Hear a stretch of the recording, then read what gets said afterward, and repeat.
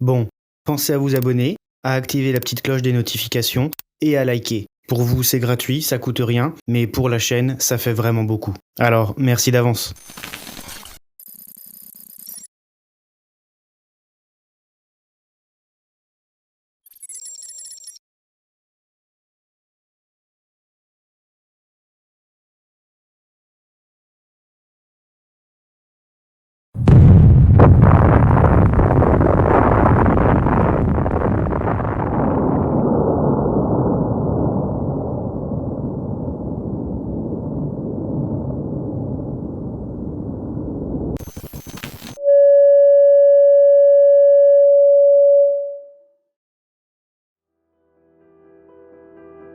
Depuis des millénaires, l'histoire de l'humanité est ponctuée de mystères et d'énigmes qui défient notre compréhension actuelle. Parmi ces découvertes, certains sites archéologiques et récits anciens suggèrent la possibilité de destruction à grande échelle, pouvant être le résultat d'explosions nucléaires dans un passé lointain.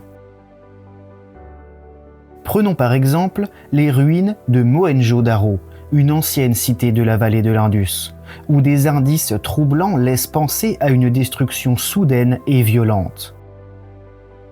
Les rues de cette ville sont jonchées de corps retrouvés dans des positions qui suggèrent une mort instantanée, tandis que certaines structures présentent des signes de vitrification, un phénomène qui nécessite des températures extrêmement élevées. À des milliers de kilomètres de là, les structures souterraines de Derinkuyu en Turquie racontent une histoire tout aussi énigmatique. Ces vastes complexes souterrains semblent avoir été conçus pour protéger la population contre des dangers venant de la surface. Mais que craignaient ces anciens bâtisseurs ? D'autres indices encore viennent de pierres vitrifiées, retrouvées un peu partout sur le globe, de l'Écosse à la Mongolie. Ces pierres, dont la surface a fondu, témoignent de températures atteignant plusieurs milliers de degrés, comme celles produites par une explosion nucléaire. Mais ce ne sont pas seulement les preuves matérielles qui intriguent les chercheurs.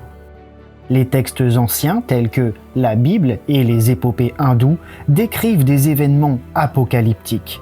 La destruction de Sodome et Gomorrhe, par exemple, est décrite avec des détails qui évoquent des dévastations par le feu et le soufre, tandis que les textes hindous parlent d'armes divines, capables de réduire des villes en cendres en un instant. Ces éléments, lorsqu'ils sont rassemblés, suggèrent que les civilisations anciennes ont peut-être été témoins de phénomènes destructeurs d'une ampleur que nous avons peine à imaginer. Bien que controversée, cette hypothèse ouvre des perspectives nouvelles sur notre compréhension du passé. En explorant ces indices, nous pourrions bien découvrir des chapitres oubliés de l'histoire humaine, où les avancées technologiques et les tragédies cataclysmiques se mêlent de manière inattendue.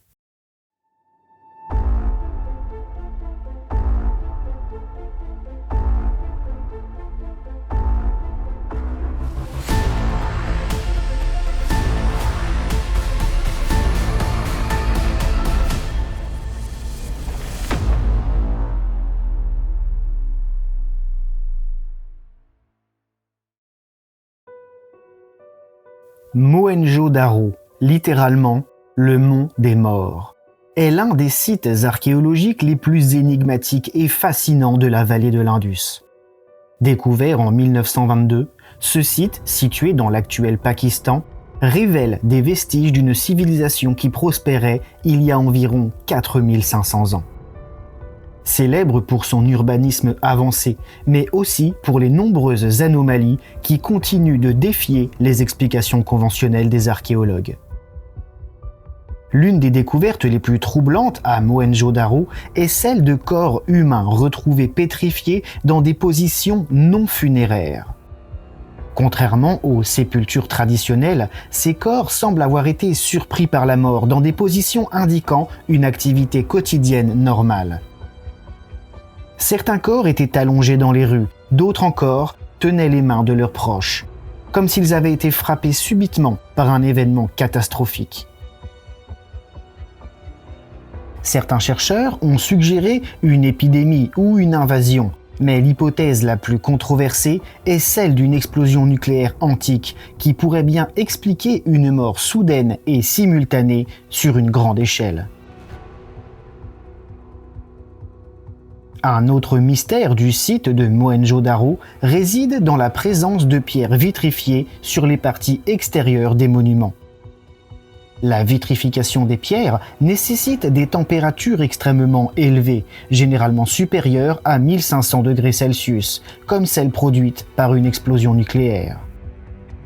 Des chercheurs ont par ailleurs noté que certaines briques et structures du site de Mohenjo-Daro montrent des signes de fusion partielle, suggérant qu'elles ont été exposées à des températures bien au-delà de ce qui pourrait être atteint par des incendies naturels.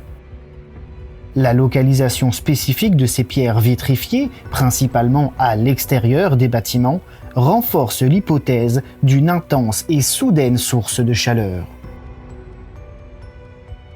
Les analyses de la radioactivité ont révélé des niveaux anormalement élevés dans certaines zones du site. Ces relevés ont alimenté les spéculations sur une catastrophe nucléaire antique.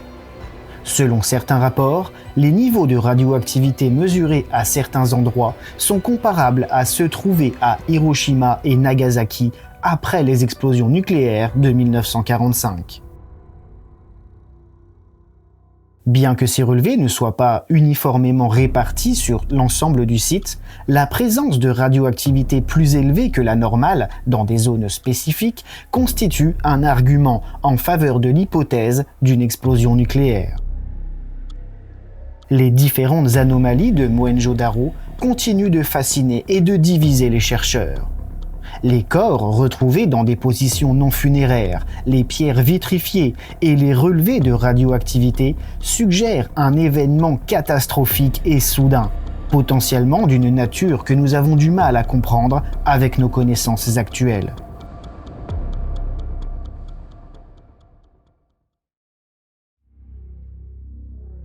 Le site de Derinkuyu, situé en Cappadoce, en Turquie, est l'une des cités souterraines les plus impressionnantes et mystérieuses du monde. Découvert par hasard en 1963, ce complexe souterrain stupéfiant soulève de nombreuses questions sur son origine, sa construction et son but.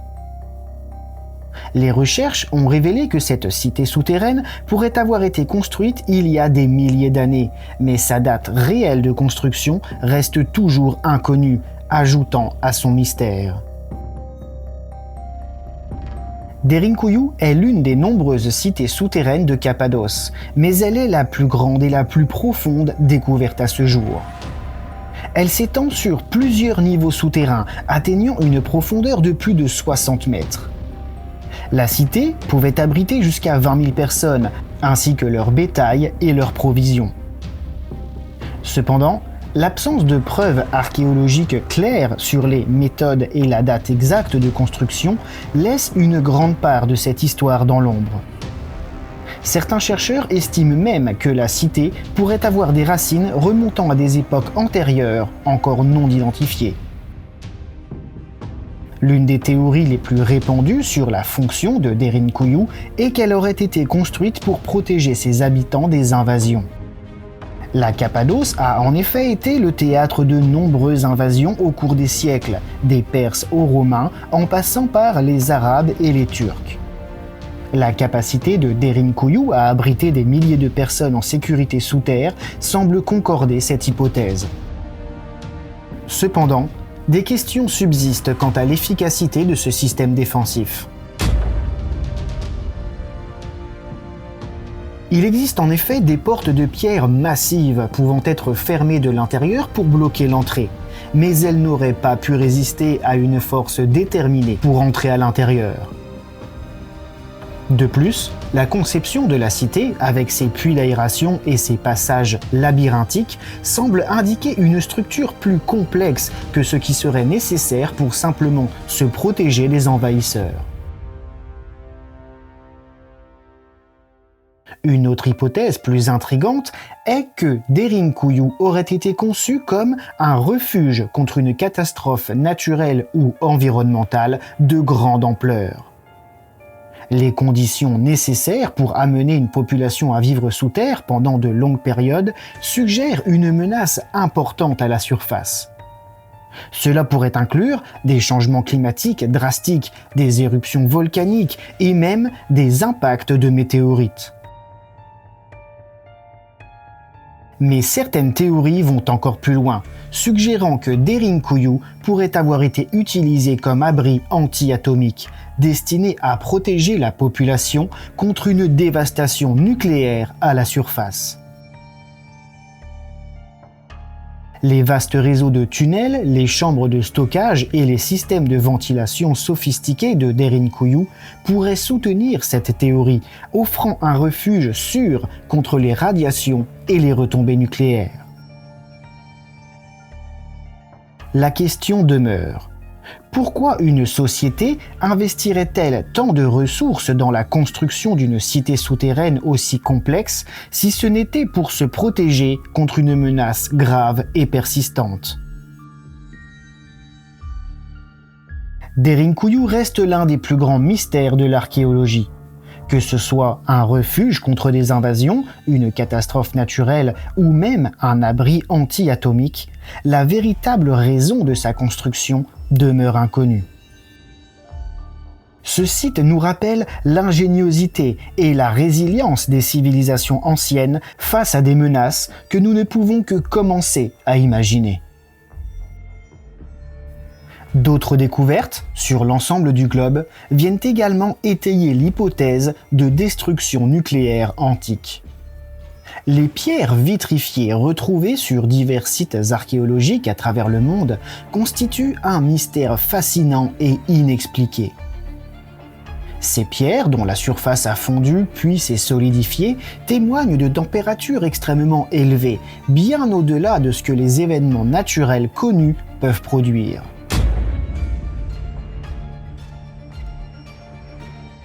Ces vitrifications, trouvées notamment en Écosse, en France, en Turquie et en Amérique du Sud, soulèvent des questions intrigantes sur les technologies et les événements de l'Antiquité. L'Écosse est célèbre pour ses forts vitrifiés, des structures anciennes dont les murs de pierre montrent des signes de fusion.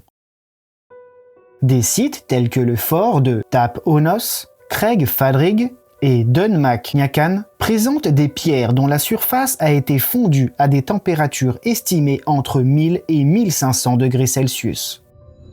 Ces températures sont bien supérieures à celles atteintes par des feux de bois ou de charbon, la source de chaleur naturelle la plus couramment utilisée à l'époque. Le processus de vitrification de la roche nécessite non seulement des températures extrêmement élevées, mais également une exposition prolongée à cette chaleur. Aucun événement naturel, tel que les incendies de forêt ou les éruptions volcaniques, ne pourrait produire de tels résultats de manière localisée et contrôlée, comme on le voit sur ces forts. Des phénomènes similaires ont été observés sur plusieurs autres sites à travers le monde. En France, le mur vitrifié du château de Puylaurens présente des caractéristiques analogues à celles des forts écossais. En Turquie, des études ont révélé des pierres vitrifiées sur des sites anciens, bien que moins étudiés. Chaque découverte ajoute au mystère et souligne l'absence d'une explication rationnelle universellement acceptée. Pour vitrifier des pierres, des températures de 1000 à 1500 degrés Celsius sont nécessaires, comme mentionné précédemment. L'une des hypothèses les plus controversées mais intrigantes est celle de l'utilisation d'armes nucléaires dans l'Antiquité. Cette théorie repose sur des résultats similaires obtenus lors des essais nucléaires réalisés au Mexique, notamment à Alamogordo, qui ont produit des pierres vitrifiées appelées trinitites. La trinitite s'est formée lorsque le sable du désert a fondu sous l'effet de l'explosion nucléaire, atteignant des températures extrêmement élevées en une fraction de seconde. Ces résultats modernes fournissent un parallèle direct avec les observations des pierres vitrifiées antiques. Si des armes nucléaires avaient été utilisées par le passé, Elle pourrait expliquer la présence de vitrification sur des sites archéologiques anciens. Les forts vitrifiés en Écosse, les murs vitrifiés en France et d'autres sites à travers le monde pourraient ainsi représenter des preuves matérielles des événements catastrophiques vécus par les civilisations anciennes. Les différents vestiges archéologiques, tels que les pierres vitrifiées et les cités souterraines, témoignent de phénomènes destructeurs inexplicables qui ont laissé des traces physiques à travers le monde. Ces preuves matérielles sont renforcées par des écrits et des textes antiques qui décrivent des événements cataclysmiques semblant correspondre à des destructions nucléaires. Les récits bibliques de la destruction de Sodome et Gomorrhe, les textes védiques décrivant des armes divines annihilant des villes entières, et les légendes mésopotamiennes relatant des dévastations apocalyptiques. Tout semble suggérer que nos ancêtres ont été témoins de forces destructrices d'une ampleur inimaginable. Ces éléments, lorsqu'ils sont examinés ensemble, ouvrent la possibilité fascinante que des armes nucléaires aient pu être utilisées dans un passé lointain. La destruction des villes de Sodome et Gomorrhe, relatée dans la Bible, est l'un des récits les plus connus de l'Ancien Testament. Cette histoire, trouvée dans le livre de la Genèse, décrit comment ces deux villes ont été anéanties par le feu et le soufre à cause de leurs péchés. Bien que ce récit soit souvent interprété comme une allégorie morale ou un événement naturel, certains chercheurs et théoriciens ont suggéré qu'il pourrait s'agir de la description d'une catastrophe causée par une arme nucléaire. Cette hypothèse repose sur plusieurs parallèles entre les descriptions bibliques et les effets connus des explosions nucléaires. Dans le livre de la Genèse, Dieu décide de détruire Sodome et Gomorrhe en raison de leurs graves péchés. Abraham intercède pour épargner les villes si des justes peuvent y être trouvés, mais seuls Lot et sa famille sont sauvés. Des anges avertissent Lot de quitter la ville avec sa famille, et juste après leur départ, l'Éternel fit pleuvoir du ciel sur Sodome et sur Gomorrhe, du soufre et du feu. Les villes et toute la plaine environnante sont instantanément détruites, laissant derrière elles un paysage dévasté. Le récit biblique décrit une pluie de soufre et de feu, ce qui rappelle les effets d'une explosion nucléaire où des températures extrêmement élevées peuvent provoquer des incendies massifs et une pluie de matériaux en fusion. Les descriptions de la dévastation totale et instantanée de la région rappellent également les scènes de destruction observées à Hiroshima et Nagasaki après les bombardements atomiques. La Genèse décrit Abraham regardant une fumée montant de la terre, comme la fumée d'une fournaise. Cette image est frappante, car elle rappelle les colonnes des champignons caractéristiques des explosions nucléaires. Des fouilles réalisées près de la mer Morte, à Tal el-Hammam, en Jordanie, ont révélé des niveaux de destruction intenses et de chaleur élevés sur ces sites, qui pourraient correspondre aux anciennes villes bibliques. Les textes védiques de l'Inde ancienne, notamment le Mahabharata et le Ramayana, contiennent des descriptions de guerres épiques et d'armes puissantes utilisées par les dieux. Parmi ces armes, certaines sont décrites comme ayant la capacité de détruire des villes entières, évoquant des images qui ressemblent étonnamment aux effets des armes nucléaires modernes. Le Mahabharata, l'un des plus grands poèmes épiques de l'Inde ancienne, relate la guerre fratricide entre les Pandavas et les Kauravas. Ce texte, composé d'environ 100 000 vers, contient des descriptions détaillées des batailles et d'armes redoutables. L'une des armes mentionnées les plus puissantes dans le Mahabharata est le Brahmastra, souvent décrit comme une arme de destruction massive, capable d'annihiler des armées entières et de dévaster des villes. Selon le texte, le Brahmastra était si puissant qu'il pouvait provoquer des catastrophes naturelles, telles que des tempêtes et des incendies, et rendre les terres stériles. Un passage du Mahabharata décrit l'utilisation du Brahmastra ainsi. Une colonne de fumée et de flammes, aussi brillante que 10 000 soleils, s'éleva dans toute sa splendeur.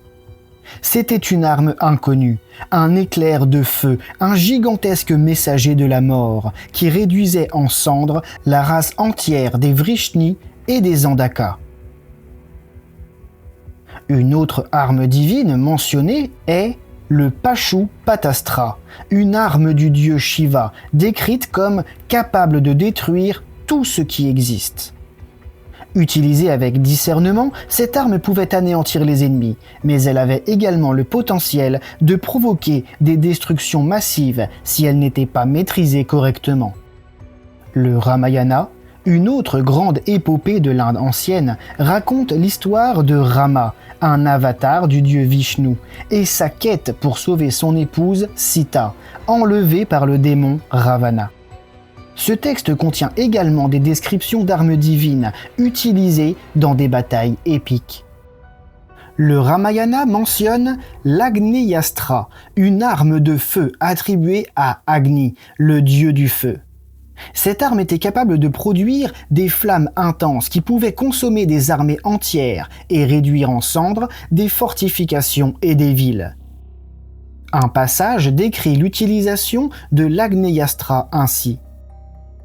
Il lança l'Agneyastra, et un feu intense, semblable à l'enfer lui-même, dévora tout ce qui se trouvait sur son chemin, laissant une traînée de destruction totale.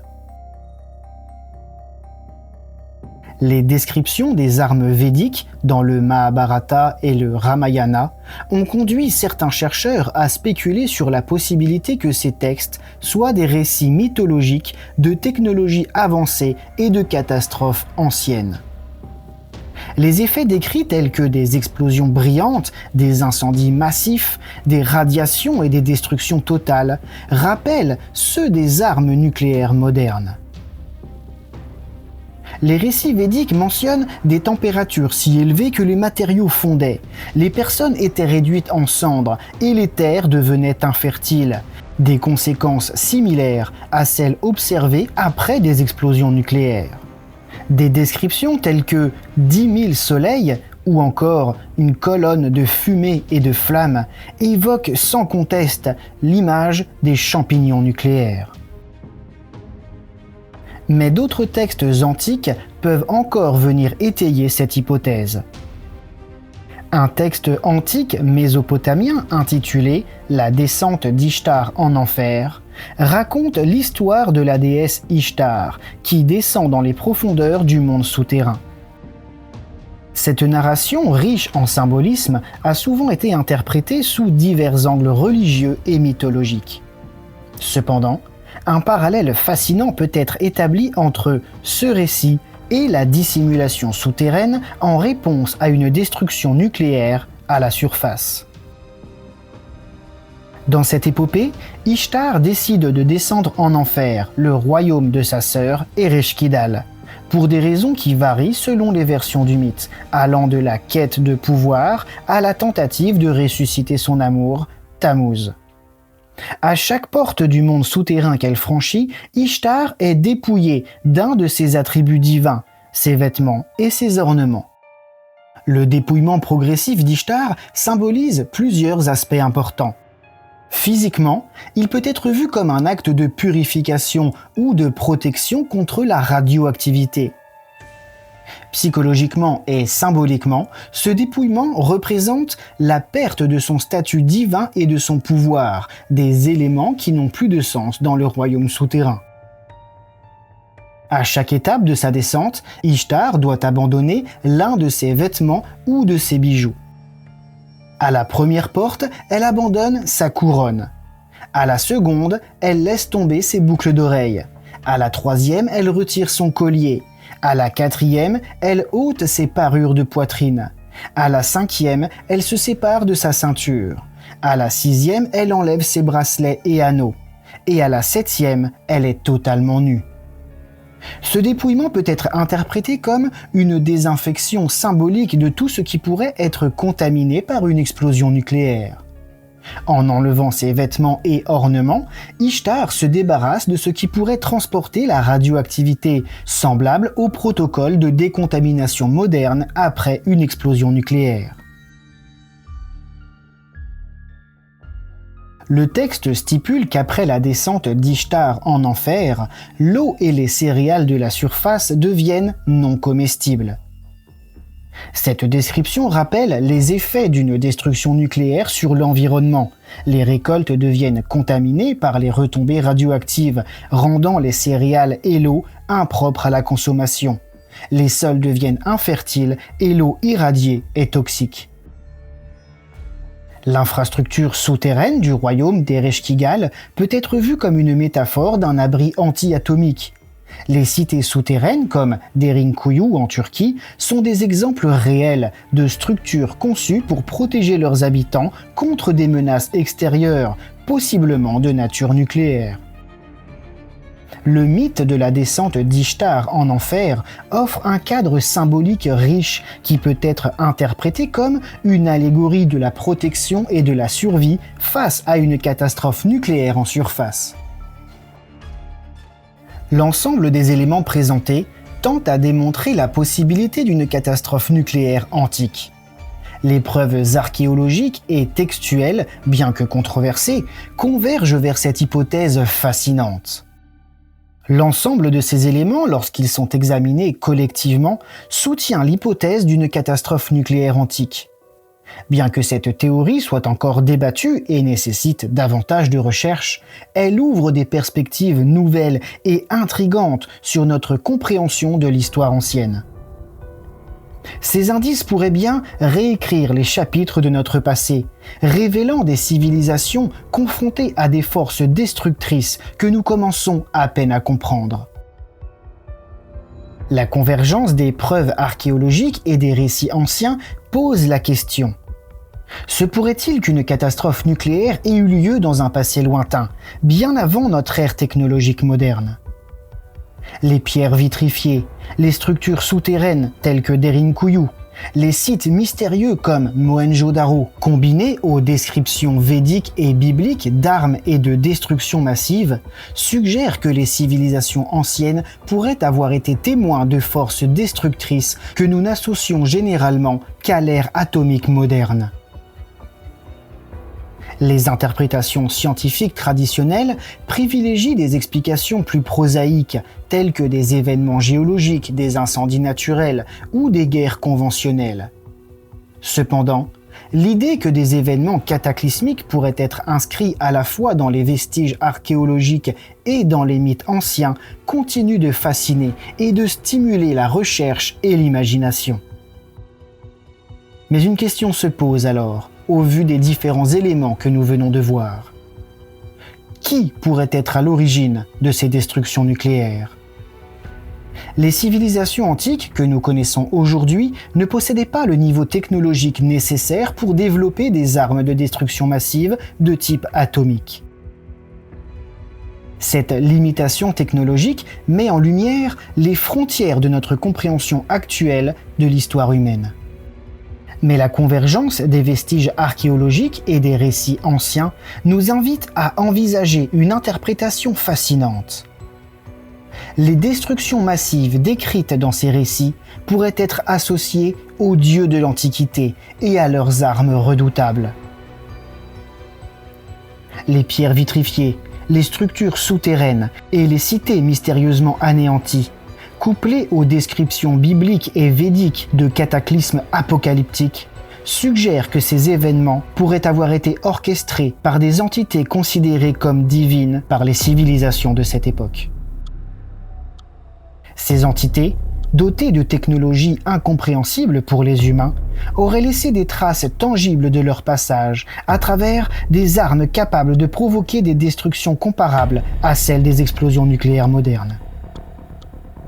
Bien que cette hypothèse demeure spéculative, elle ouvre la voie à de nouvelles perspectives sur les capacités et les influences des dieux de l'Antiquité, soulignant que notre histoire collective pourrait être plus complexe et plus mystérieuse que nous ne l'avions imaginé.